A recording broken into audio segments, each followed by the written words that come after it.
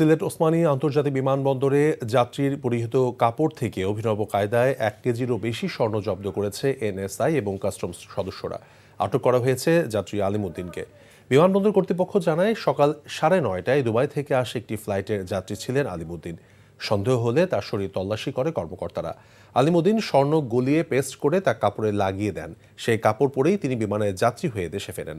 Customs কর্মকর্তারা কাপড় পুড়ে স্বর্ণ গলিয়ে তা উদ্ধার করে, যার পরিমাণ প্রায় 1 কেজি।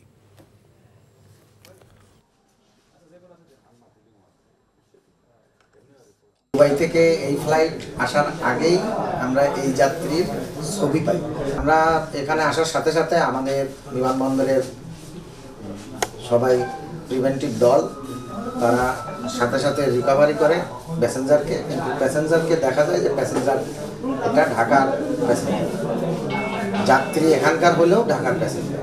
সাথে সাথে আমরা তার সন্দেহ করি, তার পোশাক খুলে আমরা ওয়েট নেই, প্রাথমিকভাবে দেখি যে হ্যাঁ এটা সন্দেহজনক এবং আমাদের তার ইনফরমেশন রাইট। বান্ডেল থাকলে প্রতি সেনমানিতে টাকা বাঁচবে।